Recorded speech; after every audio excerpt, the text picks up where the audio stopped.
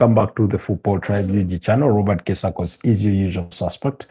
Welcome back to yet another live broadcast on your favorite football updates channel. It's a pleasure to be back with you on this beautiful Friday night. We do come at an odd hour, contrary to our usual Friday hour because of internet disruptions. My internet went off, I think, very early on in the evening, and I've not gotten any solution or as reason as for the cause of the problem as from my ISP. So forcing us to come later on. Not that the situation has been alleviated, but just trying to find alternative minutes to make this work. That's for as long as we can make it work. If it does, drop whenever it drops, just know it's because of internet problems. But we'll be hoping against hope that that's not the case. Anyways, plenty of things to talk about, but I will be talking about injuries as one of the biggest concerns for clubs as the players that depart for international duty is one of those major things. Then we'll also talk about Nottingham Forest and Everton planning to take legal action against the Premier League in the wake of the decision or verdict that was given in the case of Chelsea for their inappropriate actions when it came to the financial reporting. So there's that. So yeah, we'll be discussing that and more in tonight's broadcast. But I want to say thank you so much to all our new subscribers. Thank you so much for joining the Football Tribe UG community. For those of you that have been catching up on our content, thank you so much for taking the time during this international break. Today we were supposed to release a video, but that video got delayed because of the internet challenges. The editing was done, but then the uploading is not yet done. Therefore, it had been scheduled. The plan was to release it at around 7 p.m. East African time. So most probably it will be dropping tomorrow. So you have to wait a little on that. Speaking of the video, I don't think even its thumbnail is ready, but that's something we can get through quite quickly. So tonight we'll be talking about those issues, among other issues that may arise during the course of this particular broadcast. Come on. I can see we already have a comment from somebody that says, hello to you too. Good evening. Where are you joining us from? I hope you're doing okay.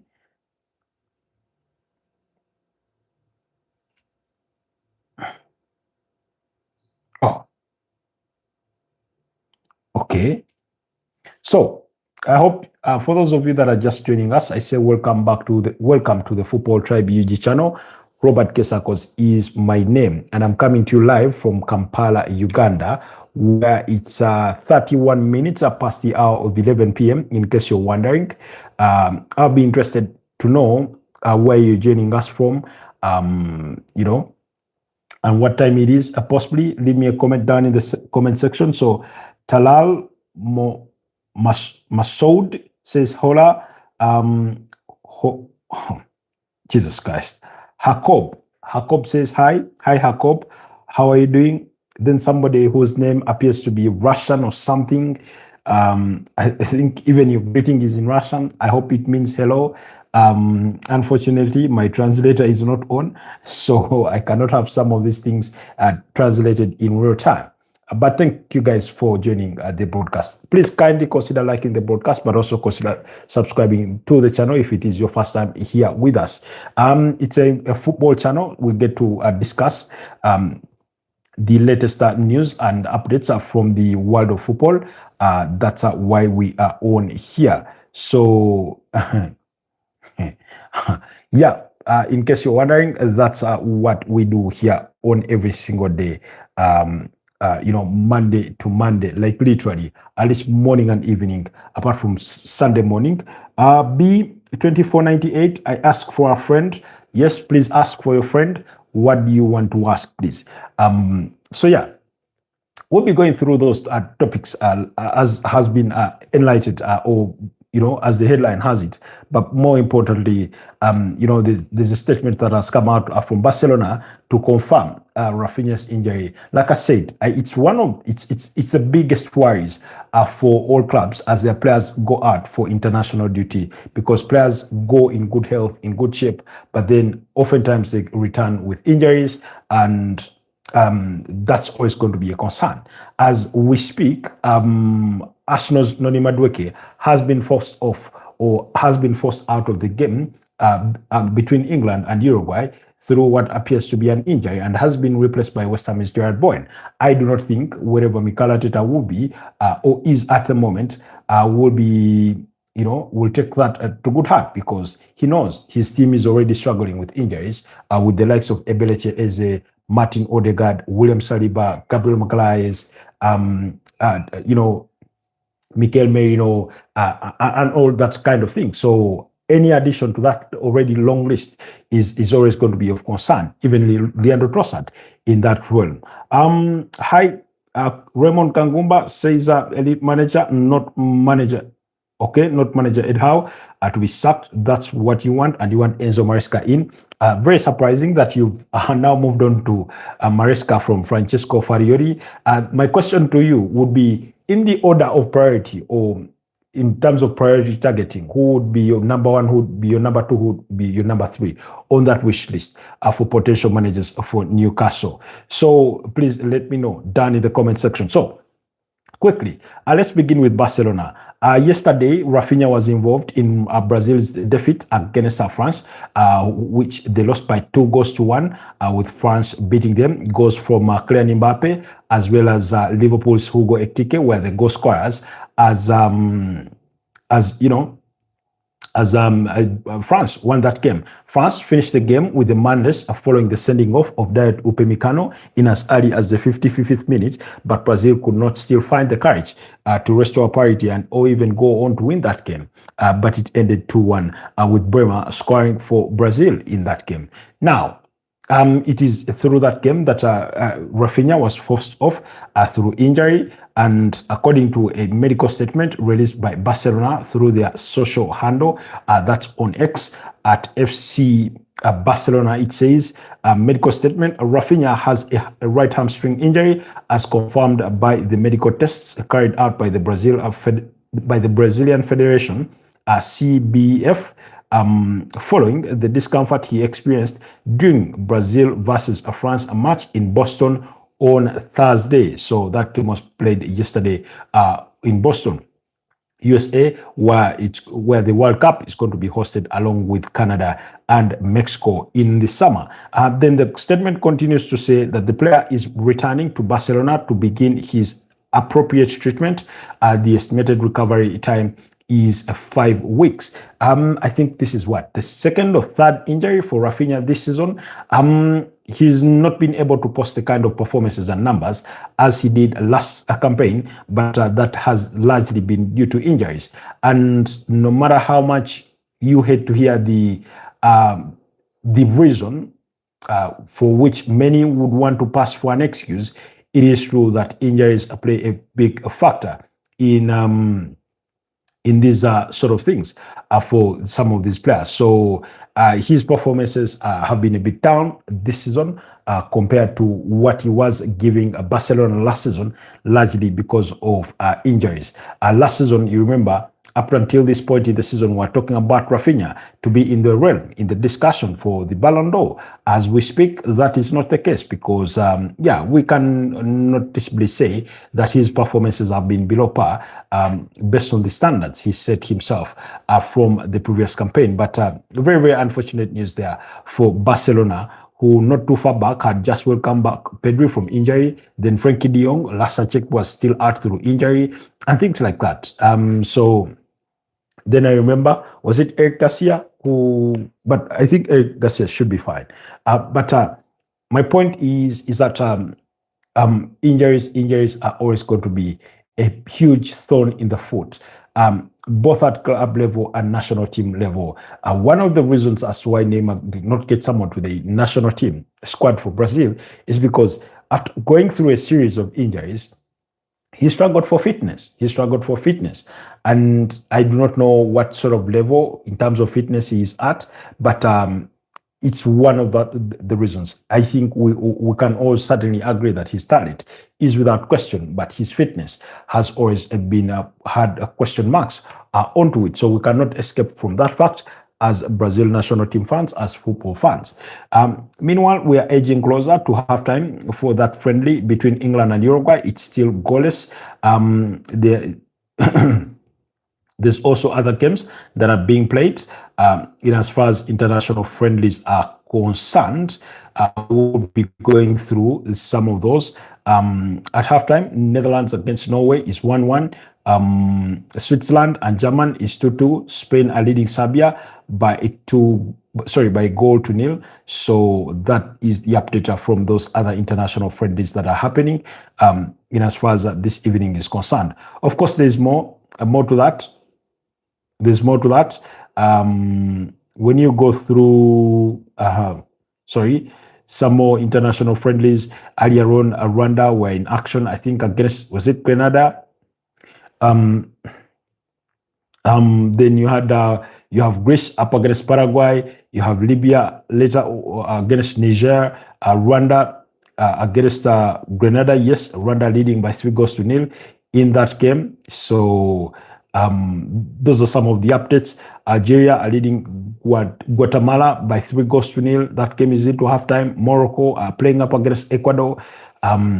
So those are some of the results. Then Estonia against Kenya, that one ended 1-1 in normal time. It went to penalties. Chile beat up against Cape Verde by 4-2. So yeah, among others, but the very key ones, those. Then in the World Cup qualifier playoff tournaments, North Macedonia lost to Jamaica by 0-0, while Suriname were beaten up against by Bolivia by 1-0. So some of those England players that were given a week off to rest or sit this game out are there in the stands. The likes of Anthony Gordon, Bukayo Saka, Harry Kane, and their counterparts are in the stands at Wembley watching as the action goes on. It's been not to say a dull game, but it's been a game with very few chances thus far. There's been some really brilliant runs from the likes of Marcus Rashford. He's looked quite sharp and electric, but suffice to say that it's not yet to yield any fruit for either side because we are yet to see a goal. I'd hope to watch the game between Switzerland and Germany, as well as the game between Netherlands and Norway. But like I've told you, my internet challenges have not left me with much solutions or much to spare when it comes to those efforts. Okay, so that's what's happening on that side. But briefly, just to digress a little bit back to Raphinha, I was telling you about, for example, this season in the Super Copa Hispana, he played 2 matches, scored 4 goals, and provided 1 assist. In the Spanish La Liga, he's made 20 appearances. That tells you he's missed what? About 9 games. He scored 11 goals, provided 3 assists. Last season, he scored 18 goals and provided 10 assists. So you can see the drop off. Last season, he had a 28 goal involvement, but it doesn't look likely that he will be hitting those numbers again this season. Nonetheless, still an upgrade on his debut campaign where he scored 6 goals and provided 9 assists that season. So in the UEFA Champions League, 7 games, 3 goals, 2 assists. That's how his numbers have looked like thus far. So really, like I said, injuries are all you can point at when it comes to Raphinha. And a couple of other players, when you go back to teams like PSG and look at the performances of the likes of Bradley Barcola, for example, he scored, I think, 10 goals in the French League One. Last season, he scored a total of 14, provided 10 assists. This season, he scored 10 goals, 0 assists. So when you look at the numbers of Desiree Doué, they're nowhere near the heights of last season. in comparison. Even Ousmane Dembele, he's yet to hit those kinds of numbers that he did last season. Why? Because of injuries. So yeah, in case you want to support the channel, you can use the super chatter forum and support the channel. There's that mechanism. You simply have to tap on that dollar sign that has show your support for Football Tribe, and whatever, even if it's a euro, a dollar, whatever you can part with to support this channel will be much appreciated. So I'm moving on. Moving on from Barcelona's injury concerns, let's quickly go to that case. Now, Everton and Nottingham Forest are exploring the possibility of legal action, or are considering to take legal action against the Premier League. Why? Because they feel the Premier League have taken a softer decision in terms of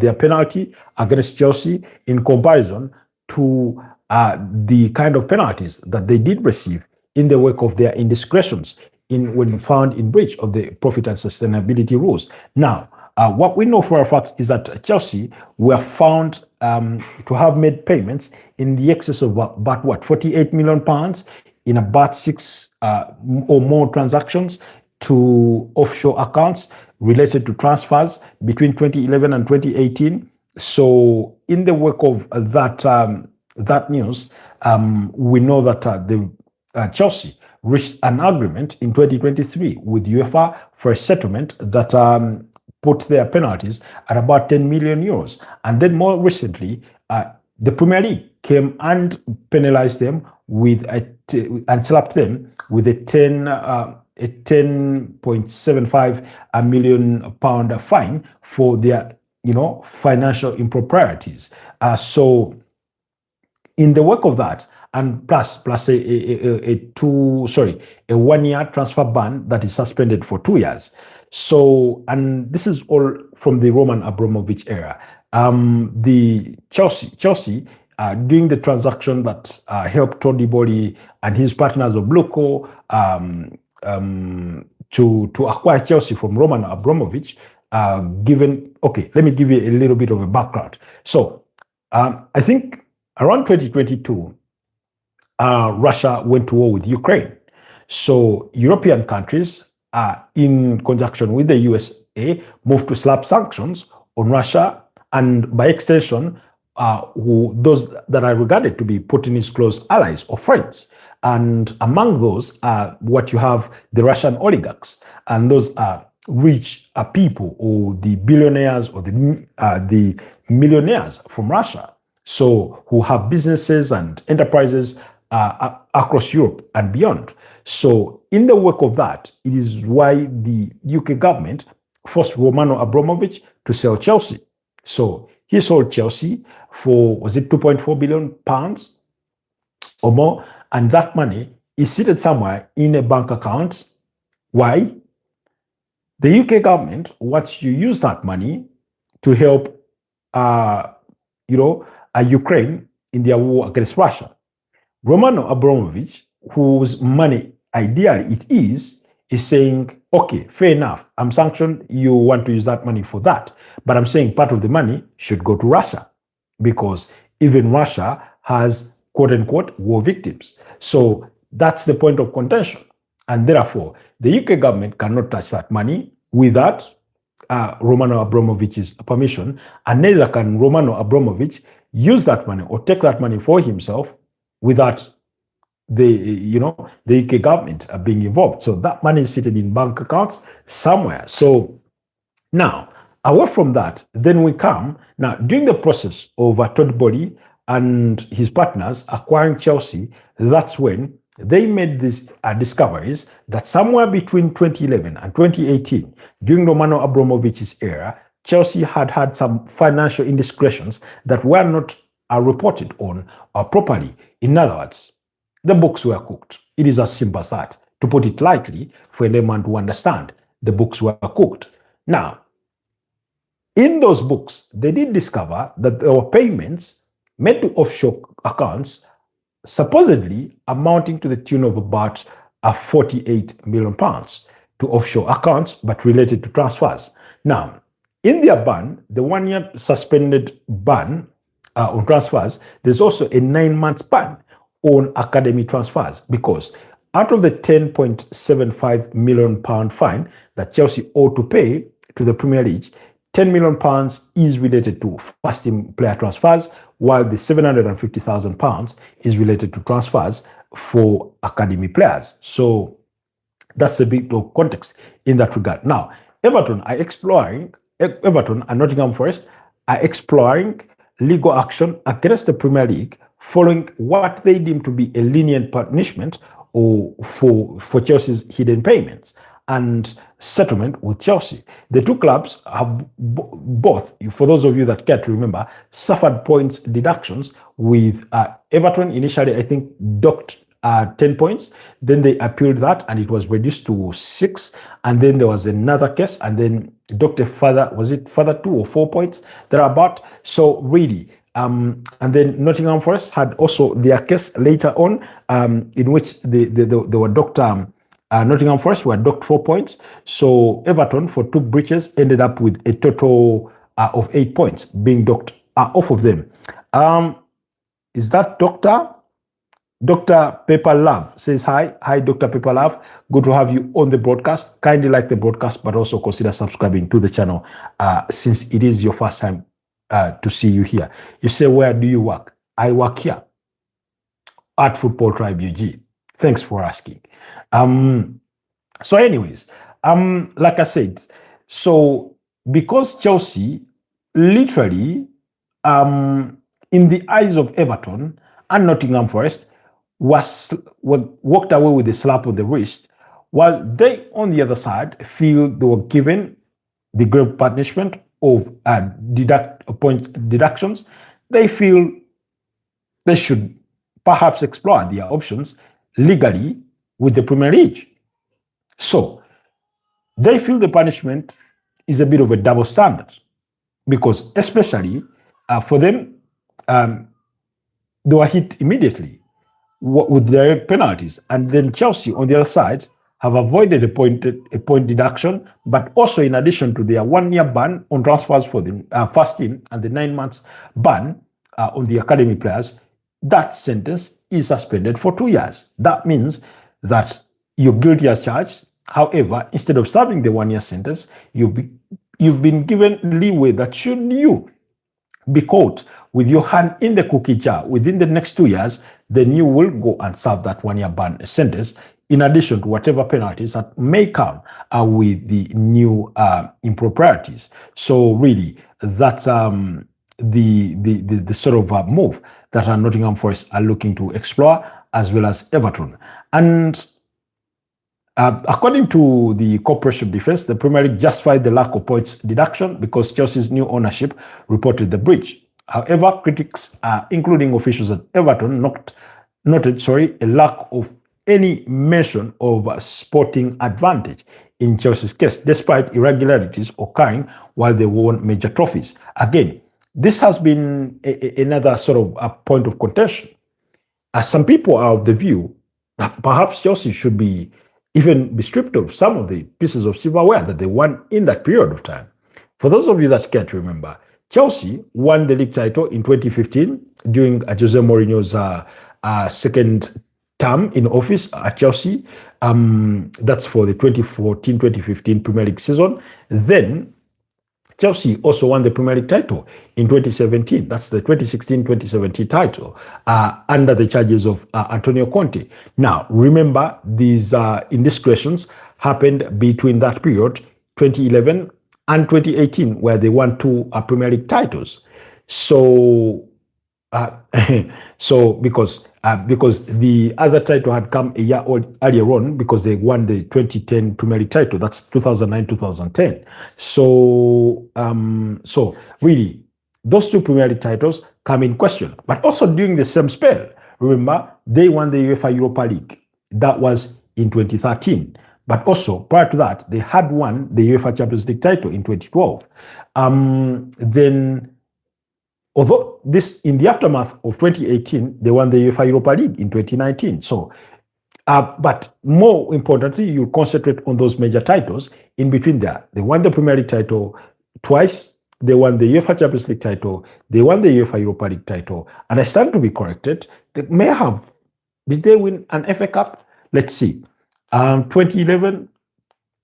Who are the FA Cup champions for 2011? I'm trying to press my brain here to try and remember. But okay, maybe let's start backwards. From 2018 backwards to rewind back to work backwards, because I know for a fact that in 2017 they lost to Arsenal in the FA Cup final. That one. Then 2016 it had been Manchester United who won it. Then in 2015 it was Arsenal beating Aston Villa. In 2014 it was Arsenal beating Wolverhampton Wanderers. In 2013 Wigan Athletic beating Manchester City by 1-0. 2012 it was Chelsea. Yeah, Chelsea won the FA Cup in 2012.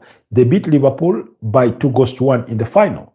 And then in 2011, that was Manchester City. So how about 2018? Yeah, they also won the FA Cup in 2018. They beat Manchester United by 0-0 in the final. So you can see that during that run of period of time, you had Chelsea win 2 FA Cups in 2012 and in 2018. In addition to winning the UEFA Champions League title in 2012, the UEFA Europa League in 2013, the Premier League title in 2015 and in 2017.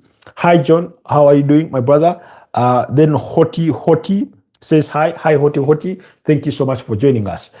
So now, these clubs in Everton and Nottingham Forest are making the argument as saying, while Chelsea were having their indiscretions, financially, they went on to win major pieces of silverware. That these improprieties or these financial indiscretions gave them a competitive advantage. So how come you're not mentioning of the sporting advantage that it gave Chelsea?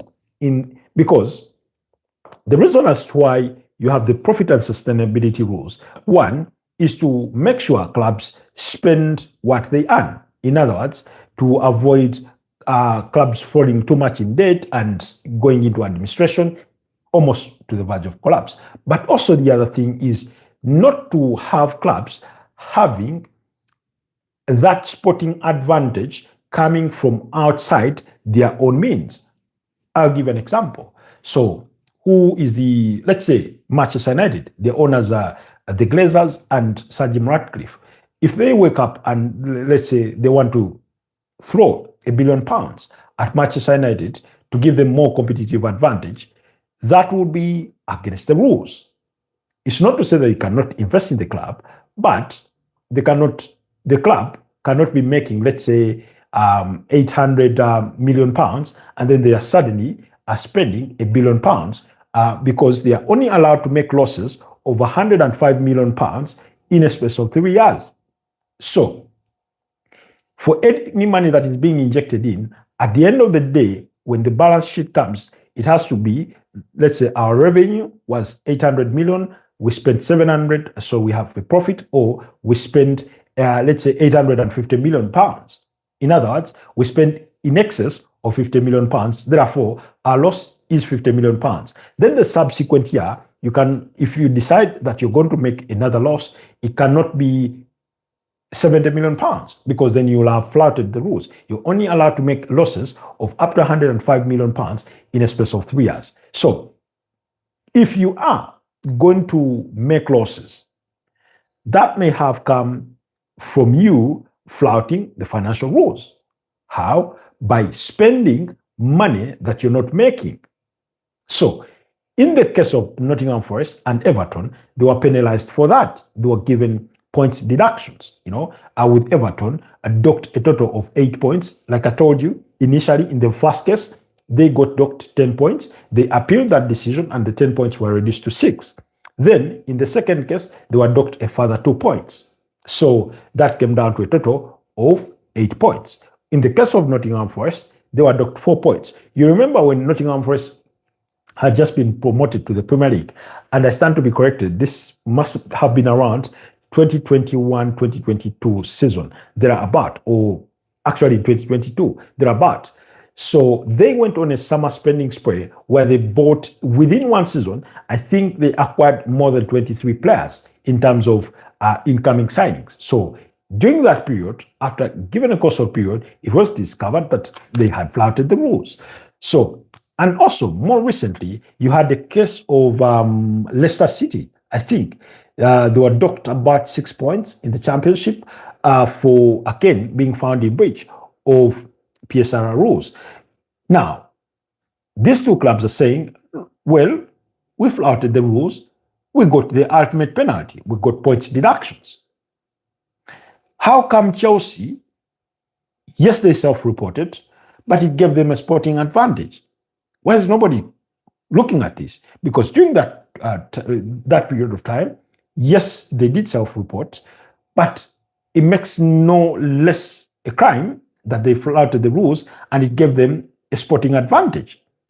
So despite the irregularities occurring, they won major trophies. So can we have a conversation about that? Do they get stripped of their titles? Meanwhile, England are making a substitution, withdrawing Jordan Henderson for Adam Wharton at the start of the second half in their friendly against Uruguay. So very, very interesting. England has Elliot Anderson, it has Adam Wharton, Jordan Henderson, Declan Rice, all are supposed to play Kobe Maino in that cohort of the midfield, number 6/number 8 kind of role, So he's really, really testing out his boys to see how he zeroes down to his men that will be taking to the World Cup in the USA. So anyways, the corporation defense, the Premier League justified that the lack of points deduction was because Chelsea's new ownership are self-reported. However, critics, including officials at Everton, noted that the lack of any mention of the sporting advantage. That's what we're trying to explain. Then, the joint legal action. So both clubs are in discussions to join forces for a legal challenge against the Premier League. So maybe for Chelsea, this is not over. And by the way, because Chelsea were in a bit of a turmoil, maybe turmoil is the wrong word to use, but when Tony Bolly and his partners, I sort of forget the other guy's name, found themselves in a trouble with these financial misbehaviors or improprieties, they set aside money in the excess of £100 million. Is it £100 million thereabout, or for any legal battles that could come their way in the wake of these discoveries? Because while they were not their own crimes, they were crimes of the business they were inheriting. And this is the thing. The crime is not of the individual in charge of, in this particular case, in charge of the organization. It is on the organization. I'll give an example. While I serve in my capacity as team lead at Football Tribe, if tomorrow I'm no longer team lead and Football Tribe has messed up and they have penalties to pay, they're not going to be on my head as the individual. They'll be on Football Tribe as a company because I executed whatever indiscretions in the position of such as team lead at Football Tribe. So in this particular case, the argument I'm trying to make is that the Chelsea's financial discrepancies were not on Romano Abramovich as an individual. They were on the institution of Chelsea. So upon the discovery of these things, these guys decide we'll set money aside for any legal battles that may come henceforth and penalties. So that's why I started by telling you that when they self-reported to UEFA, they quickly came down to a settlement of 10 million euros as fine with UEFA. But like I've mentioned, when it comes to the sporting advantage, they also won 2 UEFA competitions during that spell of time. And they won what would have been the third came outside the scope of the said period. However, in my interpretation, even the third, which is the UEFA Europa League title of 2019, in its own right, is an extension of the advantage that they may have achieved during that said period. I'll give you an example. If 2018 is the cutoff point, yeah, that's for sure, and I understand that. But for example, if it starts raining and finishes, if it starts raining at 7 a.m. and finishes to rain by 8 a.m., you cannot tell me that the rain that rained at between that period is not the cause of the floods that we are seeing at 11 a.m. You get my point? In other words, the advantage, the sporting advantage that Chelsea gained between that period of 2011 up to 2018 has extending effects to beyond the said period. Oh my God. That's a bad tackle. Ronald Araujo against Phil Foden. I don't think he survives this. That's just a bad tackle. Ronald Araujo. For starters, it's a friendly. It's not a World Cup final. Thomas Tuchel cannot believe his eyes. Oh, yes, he gets the ball, but it's the fall through. Goes right at the sort of the ankle, the joint between the foot and the leg. I don't know if VAR is involved in this one. Should be reviewed. It's worth a yellow card and could be worth a red card as well from Ronald Araujo of Uruguay. So Raymond, you come back with more or less the same comment, but my question to you was, out of the managers you wish to take over at Newcastle, how would you put them in grading in terms of the pecking order? Who comes first would be your top priority? Enzo Maresca, Francesco Farioli, and any other names? Maybe you want to think of Ernesto Valverde, Andoni Iraola, you may want to think of Oliver Glasner, whichever those names or options are for you. How would you put them in an order of this should be our number one target, this should be number two, should we not get the other, and that should be number three, etc., etc. The more you get to watch this, the more it looks ugly. The more it looks ugly. And Thomas Tuchel was right there watching it, and he could not believe his eyes.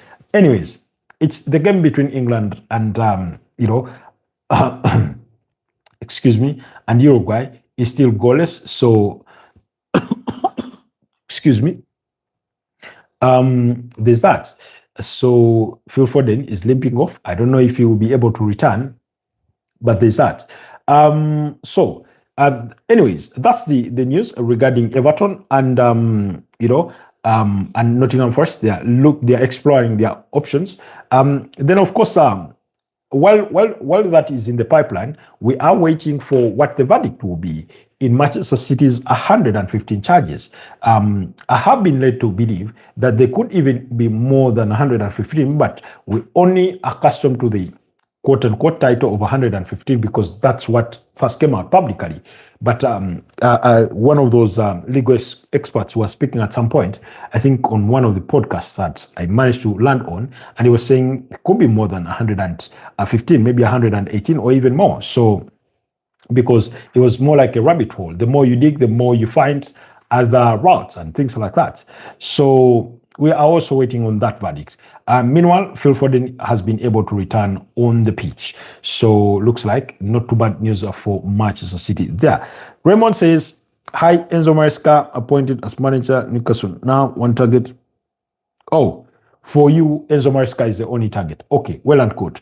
Okay, let's briefly talk about managers.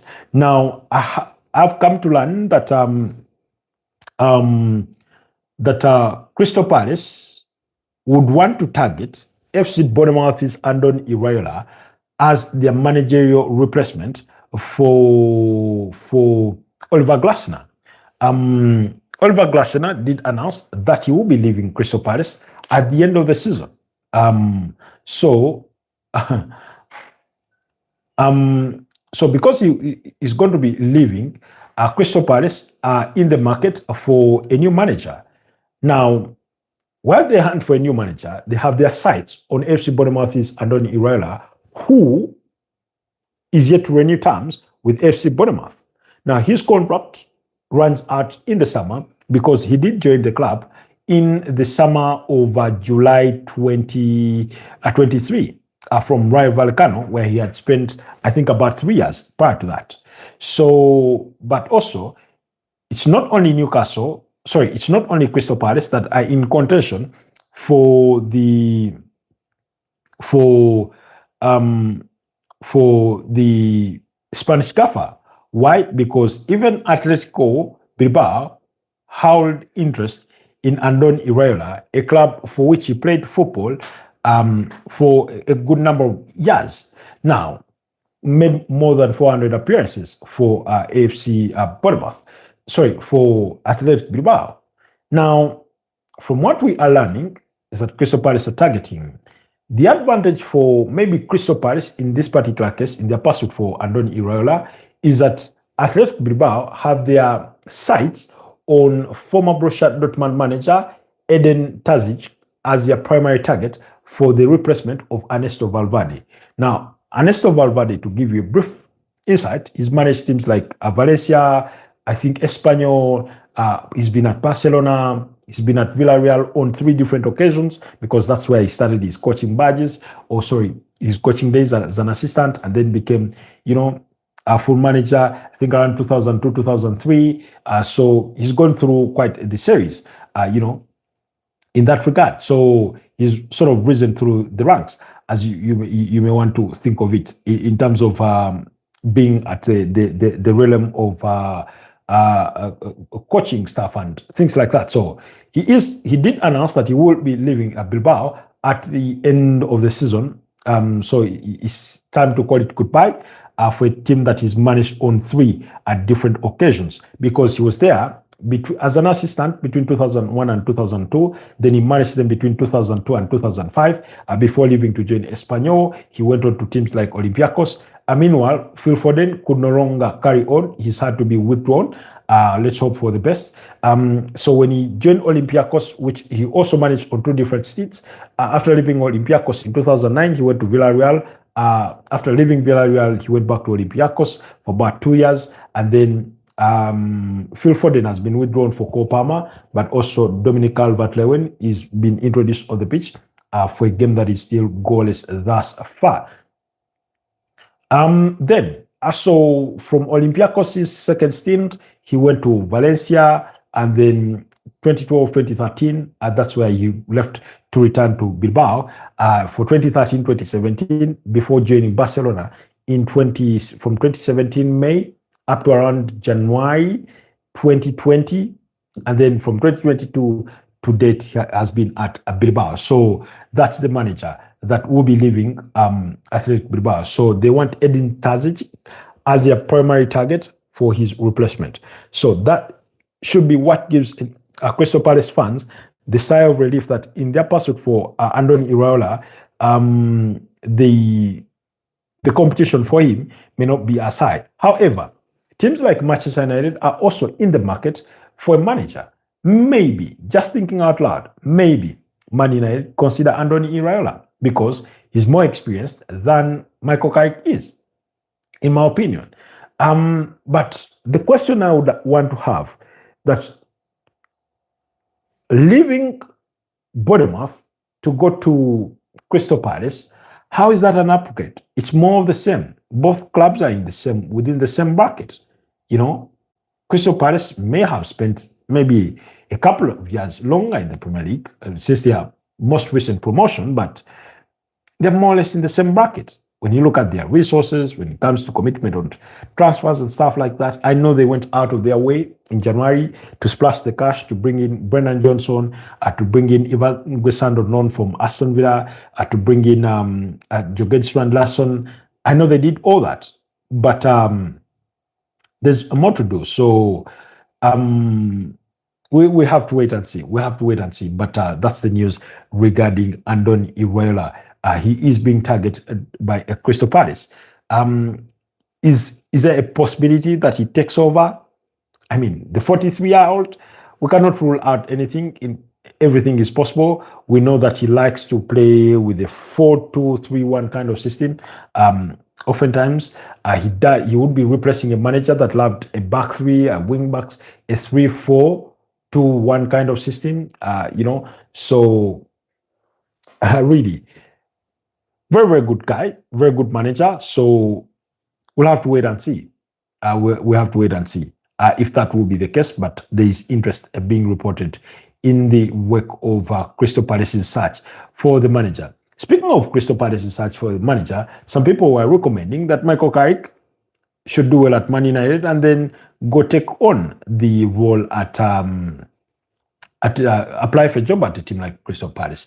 It would be an upgrade from Middlesbrough, where he had spent the chunk of his coaching career ever since leaving Manchester United. Of course, it would be a downgrade for Manchester United, but he is only there as an interim. So if he does not get trusted with the permanent role, then maybe he could make a run for it.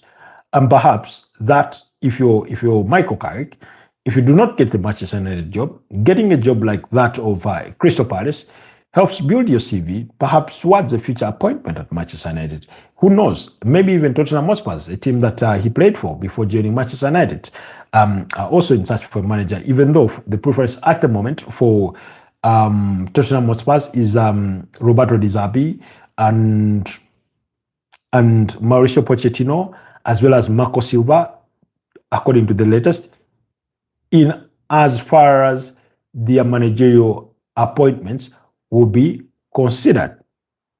Now, I'll say this.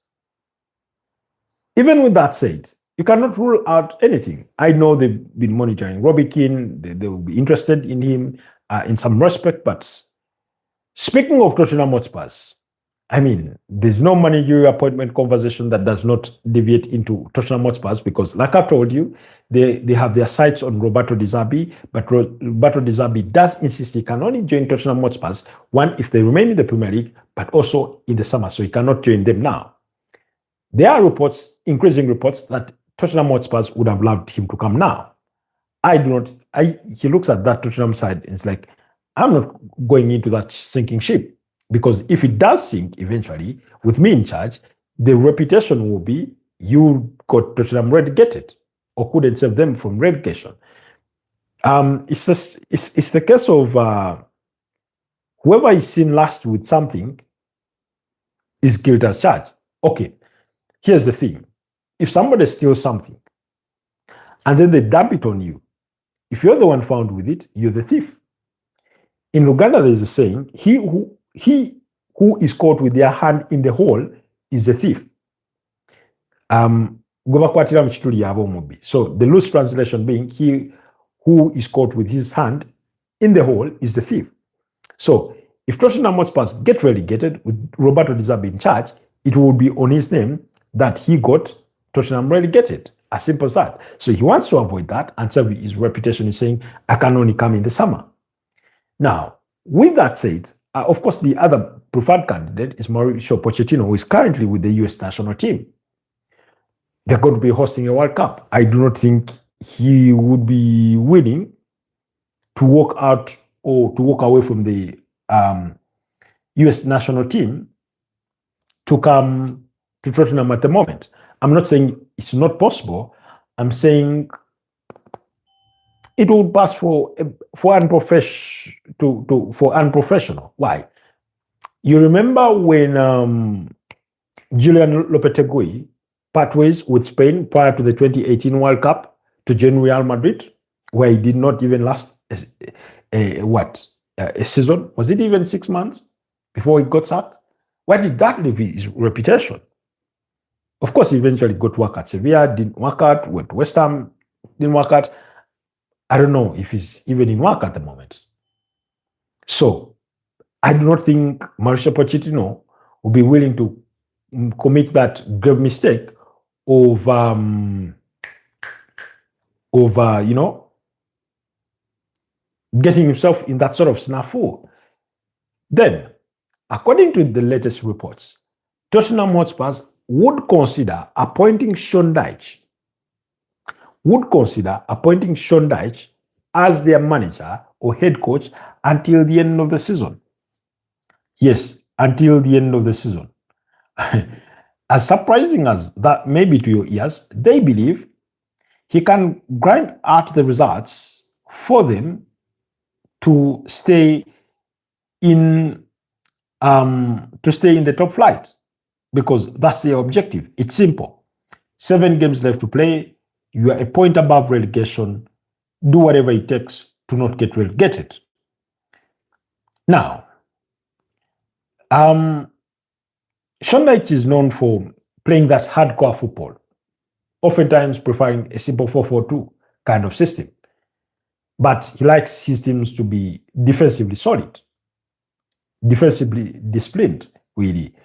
And that's how he goes about his business, So, whereas he did not do really well at Nottingham Forest and he ended up being sacked, he did well, better than his predecessors in particular Ange Postecoglou, because Ange Postecoglou had replaced Nuno Espirito Santo, who they had sacked for not sporting reasons, but for reasons that had happened off the pitch, for his breakdown in relationship with the evangelist Marinakis, but prior to which there had been a breakdown with the now dispatched Edu Gaspar Dawood, was the head of global football at Nottingham Forest.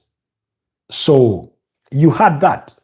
So Nuno Espirito Santo gets sacked. They bring in Ange Postecoglou, manage them through 8 games, didn't win any, drew 2, lost 6, bang, fired. Sean Dyche comes in. And Edu at the time was not even consulted in the sacking of Sean Dyche. So then they brought in Vitor Pereira to try and save Nottingham Forest from relegation. Raymond says, hi, Tottenham Hotspurs should appoint Sean Dyche until the end of the season. Now, when that news broke, I was in a chat forum, a TikTok live forum that discusses football or sport. And a lot of people seemed enthusiastic about his appointment, in the sense of not because they support Tottenham Hotspurs particularly, but because they believe that he is capable of saving Tottenham. One of the people that have been clamoring for this job has been their former manager in Tim Sherwood. He managed Tottenham Hotspurs at 2013-2014 season. 2013-2014 season, because he did come in after the departure of Andre Villas-Boas, who I think had been at the club in 2012, 2013, after he left Chelsea, around that period of time. Oh,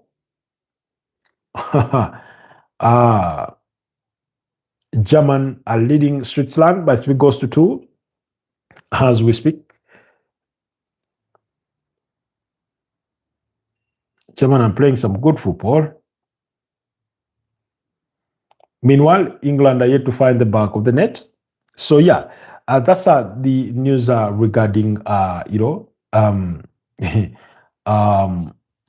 regarding Tottenham Hotspurs. I think he would be interested in taking the job. That's Sean Dyche. I do not think he would shy away from a challenge. Yes, it will be on short notice. And this is what I said. Tottenham need to make the decision early enough, because it's the international break. Yes, Ugo Tudor lost his father, may his soul rest in peace, but I've not seen the news that they have sacked Ugo Tudor. So I do not know whether he's going to be in charge come the next match day. Of course, they have some time that immediately after the international break, the first weekend is going to be dedicated to the quarterfinals of the FA Cup. They have that. But nonetheless, you would want that whoever you bring in, you give him a couple of days to get that group of players drilled into something before they go into their next game. They just lost the relegation derby against Nottingham Forest by 3-0, quite terribly, by the way. Meanwhile, England are looking to make a host of changes. Ben White is among those coming on. We know he did return to the team for the first time since the 2022 World Cup. And since, Gary Southgate is time. Kobe Mainu, Lewis Hall, Ben White, and Harvey Barnes are the players that have been brought on in place of the likes of Marcus Rashford has been withdrawn. So looks like Ben White is going to play in centre back. Is that the case? Alongside Harry Maguire. Okay. So, but yeah, then Switzerland are equally making a host of changes in their game on the other side. So Ben White has come in for Fikayo Tomori. I think the kids' version of the England jersey is worth £123. And I'm thinking to myself, God damn it, isn't that too much? Isn't that too much? Anyway, it is their product. They get to decide the price. Maybe they believe the country is rich enough that the customers can afford it.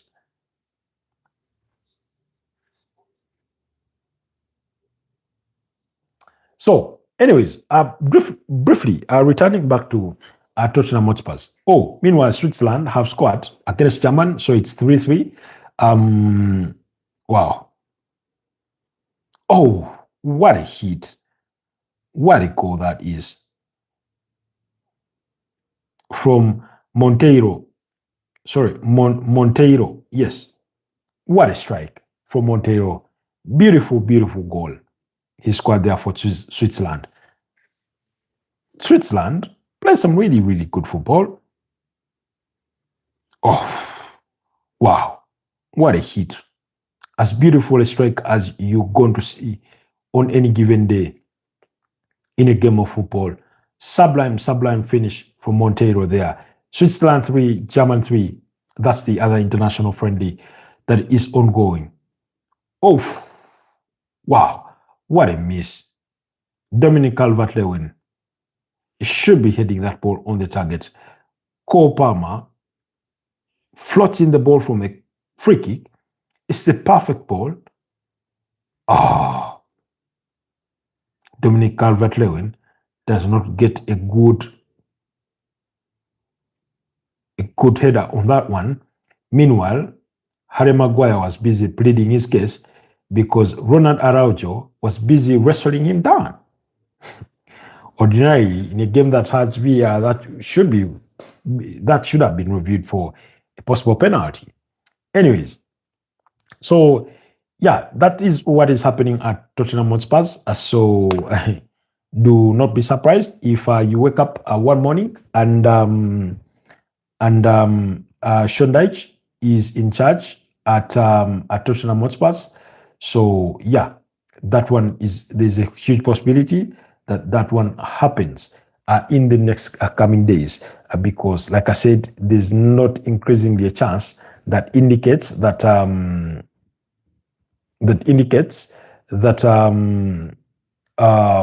Roberto Di Zerbi will be walking through those doors. So we'll have to wait and see in that regard, on that front, when it comes to all things Tottenham Hotspurs.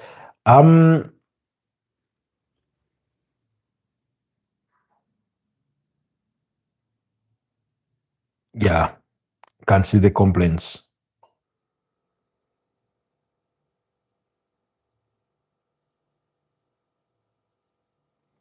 So Noni Madueke's injury appears to be a problem in his left knee. Arsenal fans, you'll have to hope for the best on that one. Knee injuries are never good at any one point. They're one of the most scary that you'll ever think of or sort of have.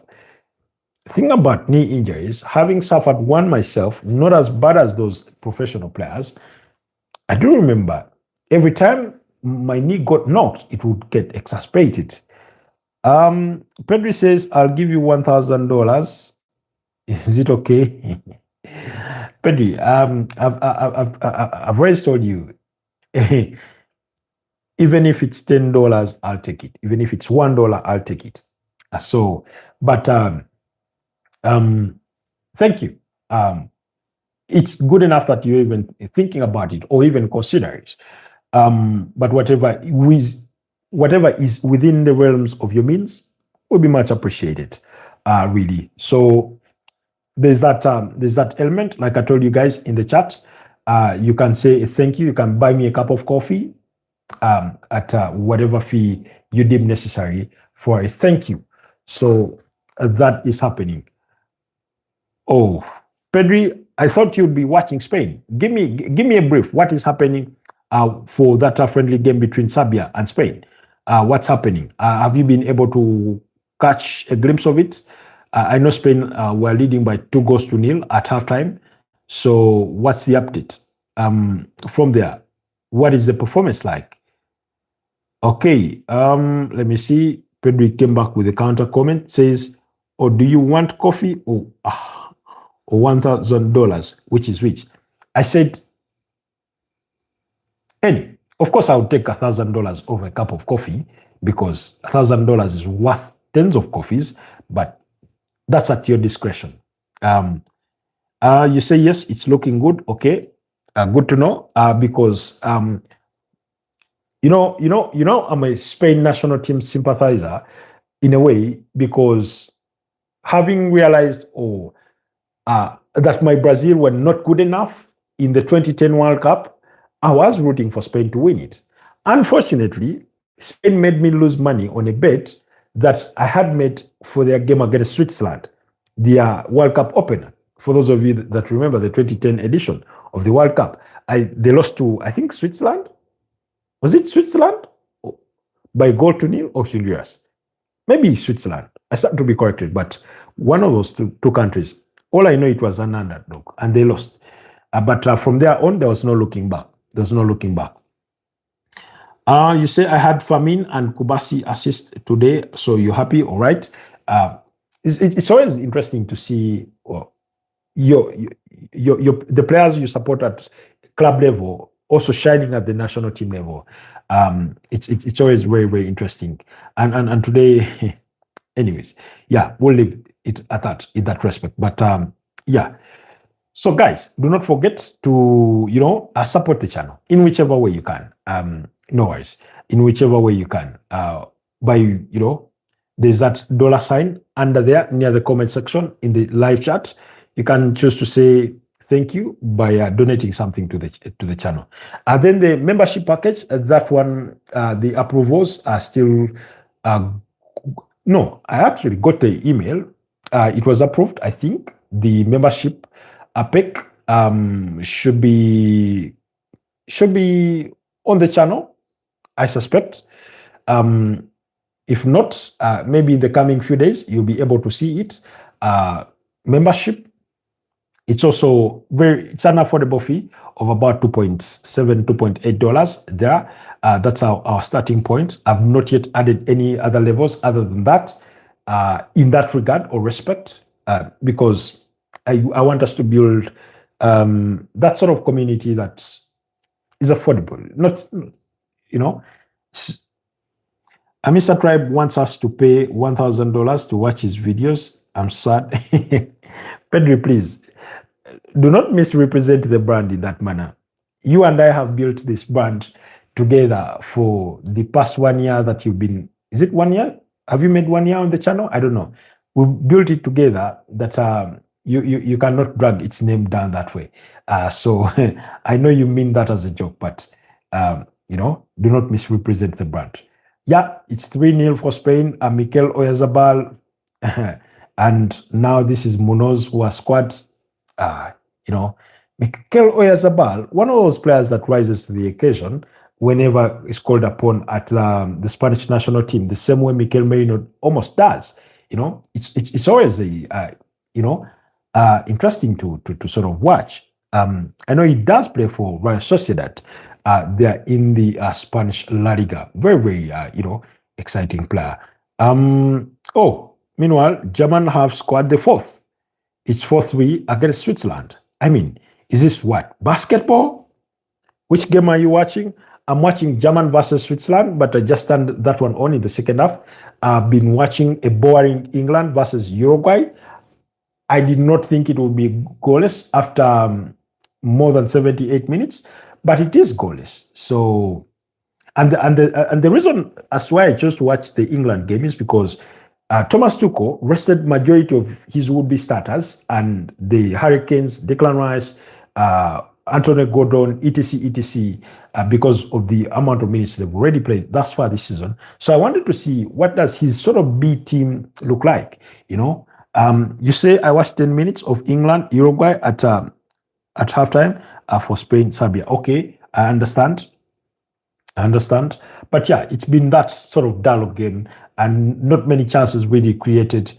The game is, it's a 50-50, not many key moments that you can really look onto, So with the way the scorelines are with Germany and Switzerland, I mean, I hope I'd made that game between Germany and Switzerland my main game to watch.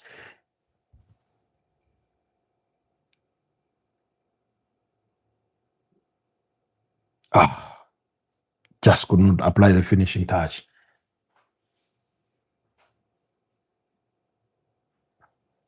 Switzerland is one of those stubborn sides.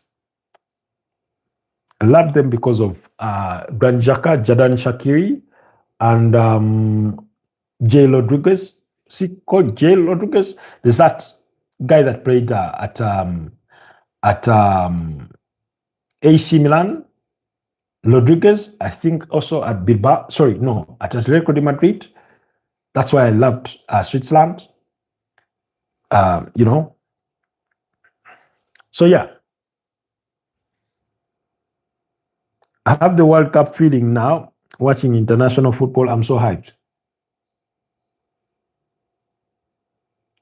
Oh, meanwhile, Ben White has scored for England.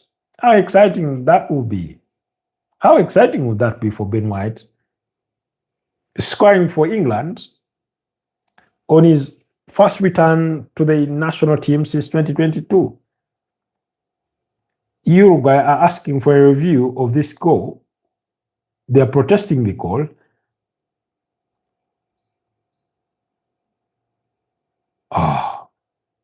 It was a bit of a scrappy goal.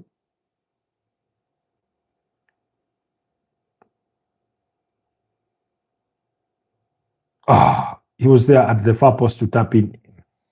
I mean, that must be painful for the likes of Roy Jennings, who are slandering Ben White that he should never return to the England national team just because he decided that he did not want to be summoned for as long as Gary Southgate was still in charge. And it had nothing to do with Gary Southgate as an individual. It had everything to do with his assistant, Steve Holland. Apparently, they did not see eye to eye with Ben White at one point during their camp at the World Cup, so he was sent home. Ben White wasn't very welcomed by the fans, but now I hope it changes. Exactly. That's my hope. I always want to give people the benefit of doubt.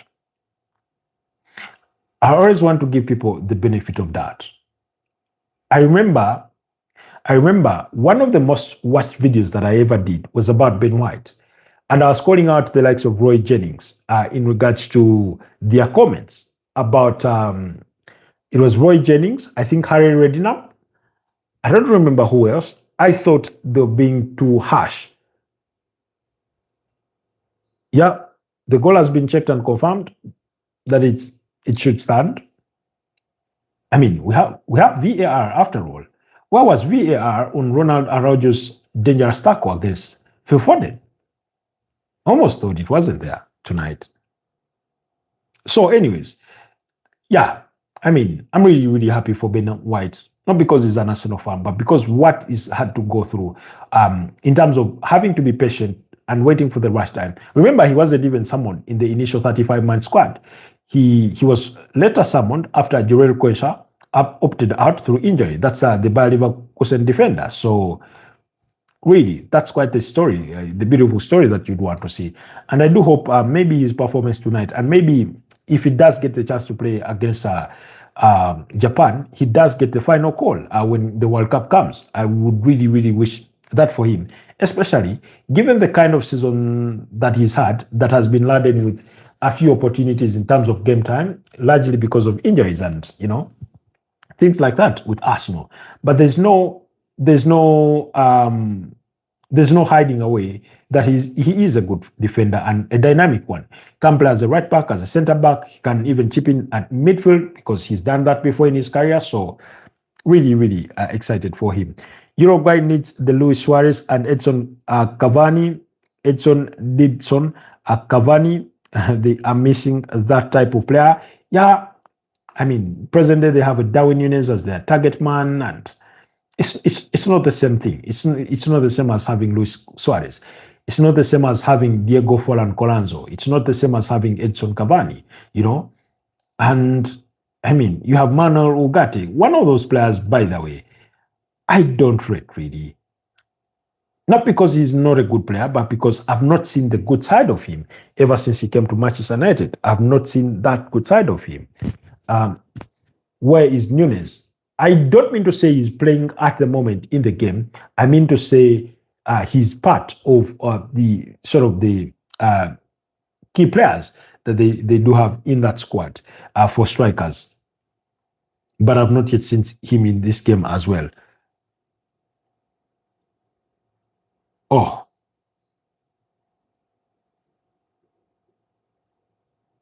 So yeah, that's in regard to. Meanwhile, the game between Germany and Switzerland has finished. I know, but why is he not playing today? I mean, it's a friendly game. I do not know what the rationale is, really. Meanwhile, yeah, it's almost coming on to 40 minutes past the hour of midnight. It's starting to rain out there. My only concern is that power could go off anytime. And the reason as to why we came late today was because internet misbehaved. I'm really hoping against hope that things do not go south in that regard. But yeah. Okay. There's a piece of news that I wanted to wrap tonight's podcast with, but I could not find exactly. Meanwhile, Pedri, how do you feel about Raphinha's injury that he suffered today? That he suffered yesterday in their defeat against France. According to the statement from Barcelona, it's a hamstring in his right, leg, and then he'll be out for at least 5 weeks, according to estimates. So, what are your feelings about that? You say I'm so sad. I hope it's not serious. It is serious because, according to the tests done by the Brazilian Federation, as confirmed by Barcelona, it's a hamstring injury that you will keep him out of action for the next 1 month or 5 weeks. So yeah, it is serious. That statement was put out by Barcelona on their X handle earlier on to confirm that injury. That means, by the way, he's going to miss critical games against Atletico de Madrid. I think that's your next task in the Spanish La Liga. Then you have the double header against them in the UEFA Champions League. I do not know what other games he will miss in the work of Barcelona. But, Darwin Núñez has just been brought on. We were speaking about him just a minute ago. We are not the same without him. To make our chances for the Champions League harder. Okay, yeah, I do understand when you say that he does have something quite very different that he offers to Barcelona. Very athletic, has a very, very good eye for goal, sharper than his sort of replacement in Marcus Rashford and things like that. So Hansi Flick will have to find solutions in his absentia, unfortunately.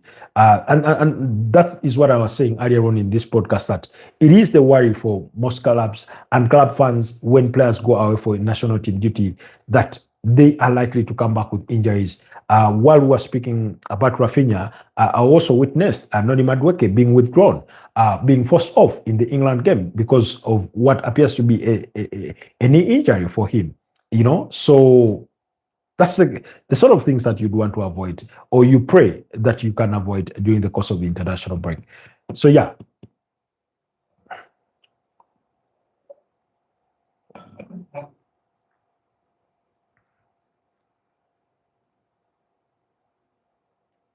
I don't know if he landed poorly or somebody landed on him. I really don't know. But because the incident for Noni Madueke, he strikes the ball and there's a block on it, and the player that makes the block sort of falls on him. I don't know if there was a twist in the knee or something, but the mere fact that he was able to walk it off gives me a little bit of an indication that he could be okay. The unfortunate bit for the Arsenal fans is that they've been demanding for him to start games when at a time when they feel Bukayo Saka's form is close to being non-existent. He's not delivering as good. So, we'll have to wait and see on that one.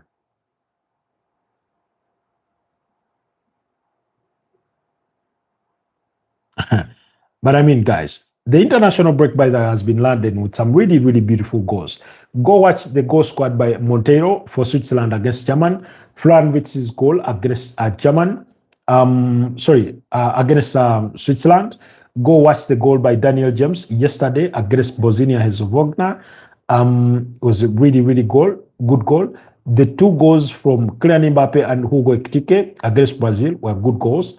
So yeah, the international break has come up with some really, really good goals. I've not exhausted them all because I've not watched all games. So you'll indulge me on that one in case there's any other honorable mention that I've missed in terms of the quality of goals that you need to go and check out on.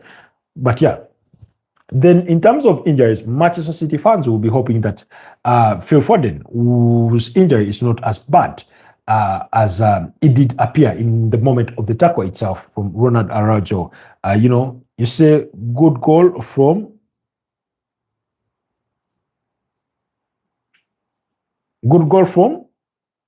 Ajiba. Who is Ajiba?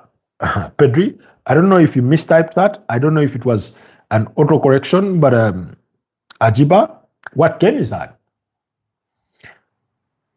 Anyways, I don't know if you've used a different name for this for a player you're trying to refer to, but yeah. So yeah.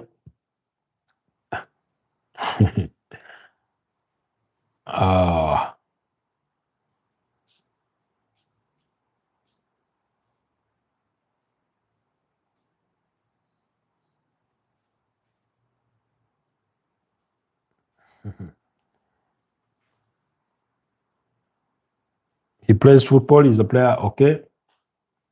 Meanwhile, what I don't know, Pedri, what are your feelings about the idea of Edin Terzic taking over at Atletico Bilbao?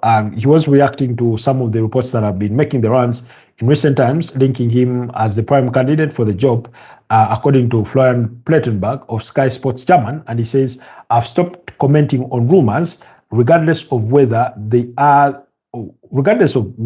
is any truth in them or not. I haven't done it in the past and I won't do it in the future. So yeah, you say, yeah, he will be back. Good luck. Good. I don't know. You say, yeah, he will be good. I don't know. Okay. Let's hope for the best. He did manage Borussia Dortmund at some point. So that's but earlier on, there were also reports linking Andoni Iraola with a potential return to Spanish football there.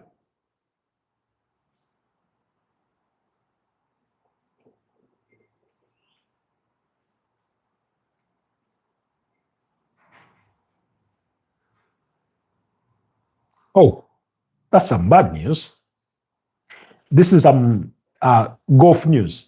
According to Sky Sports News, Tiger Woods has been arrested and jailed for driving under the influence, property damage, and refusal to submit to a lawful test after being involved in a car crash in Florida. First of all, let's hope he's okay. Legend of the game of golf.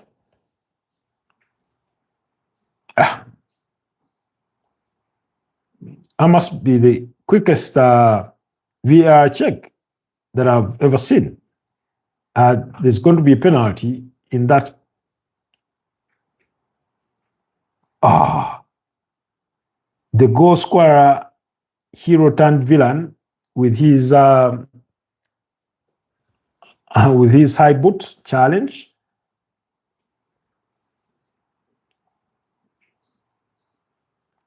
Uruguay have been awarded a penalty. I think let's find out the result. James Trafford is in goal.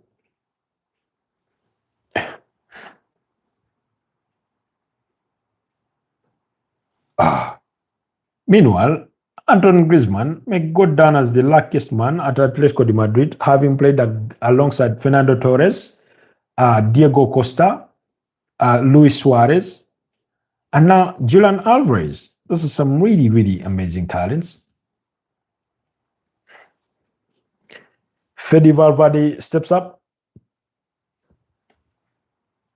I think it's a 1-1. Yeah, it's 1-1. He scores. James Trafford went the right way, but he fell short with his short hands. So yeah, I think it will finish that way. Anyways, guys, I mean, he can't do new transfers because of the ban on the transfer window for Bilbao. I understand that part, but I seem to remember Bilbao communicating something that they were going to iron out their differences with La Liga and have that ban lifted. So fingers crossed. Fingers crossed. Let's hope for the best. Fingers crossed. But anyways, guys, thank you so much, Pedri. Thank you so much, Pedri. Thank you so much, Raymond Kangumba. Thank you so much, Hoti Hoti, John Obiero, Dr. Pepper Love, and then B2498, Jacob, then Tala Masoudi. Thank you so much for having been part of tonight's broadcast. Allow me wish you a blessed night, and until we link up again tomorrow. That's a Secretary Peribasi, provided all factors are kept constant, provided we have internet tomorrow. We'll be back to discuss the very latest stuff from the world of football. If you dare not see me tomorrow morning, please just draw to the conclusion it's because of unavoidable circumstances pertaining either to internet or power. One of those two are the only things that could be keeping me away in as far as tomorrow. But I wish you a blessed night. May God grant you all your wishes and heart desires. Stay blessed and bye-bye for now.